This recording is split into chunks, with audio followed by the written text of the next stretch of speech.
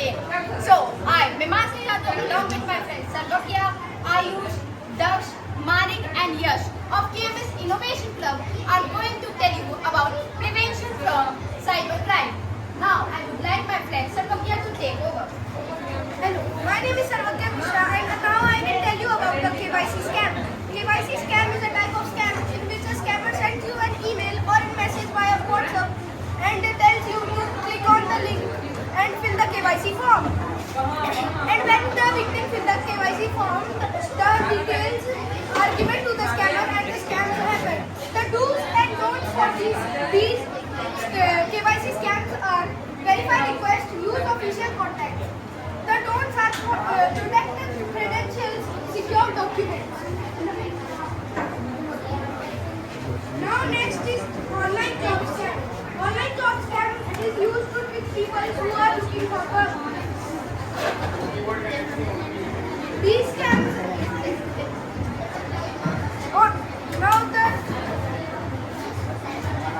scam is online job scam. These scams happens. Now, I am Ayush Nagar going to tell you about investment scams.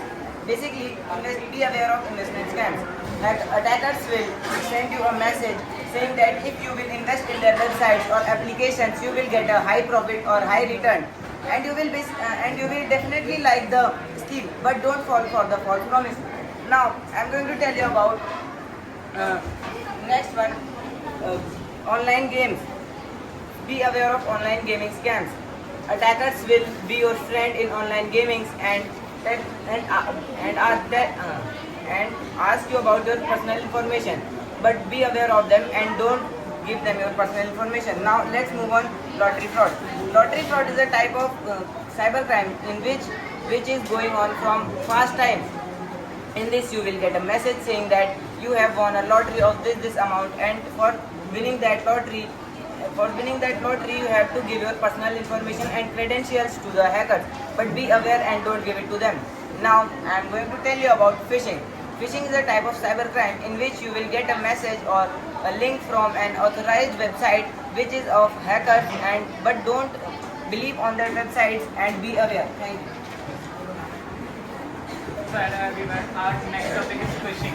Phishing is a type of fraud in which the scammers use the fake QR code to fraud with the users, and the scammers take money from the users' banks and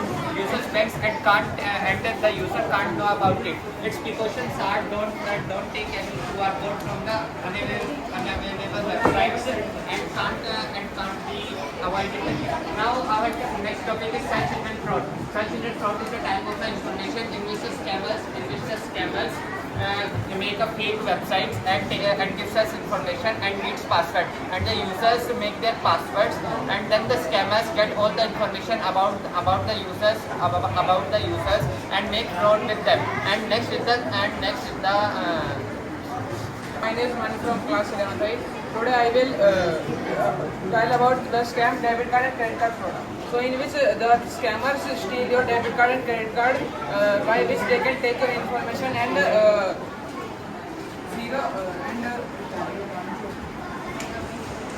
Now I am going to tell you about money mules, which is increasing day by day.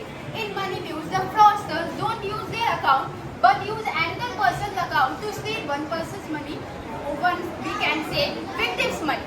To stay safe from these crimes, we must not share our bank details to any unknown person or on any social media accounts. Now next slide please. Next is juice jacking. In many places like train stations, bus stands, we have seen many USB charging points. These charging points may be related with cyber frauds. With the help of these USB charging points, the fraudsters gain our personal details, account details, and they hack our account using these details. Next slide please. Next is deepfake cybercrime. As we can see from its name, fake. It means in this crime, the fraudster use the fake voice or the face of the related person or the victim, and they ask for their bank details as they need them, because they can say to you that they need it very much for their care, etc. But we must stay from this crime by calling the person who is asking from them. The next slide, please. Remote access fraud. In this fraud, the fraudster send a link to our emails, and when we click on that link, all the details like our personal details, password, account number, etc. go to the fraudsters, and on clicking, the fraudsters can hack our account. They can steal money from our account. To stay safe from these kind of fraud, we must not click on unknown links, as we have seen in many places that we must not click on unknown links. Now, I would like my friend Yash to take over. So hello everyone, I am Yash, which tell you about the prevention of cybercrime. So my topic is secure browsing, which means it involves a tool which helps you to secure browsing, and the tools which we are surfing on the internet. And the tools of this secure browsing is secure browsing, which means always we have to browse safely, and which means it has HTTPS. And we have to also install an antivirus.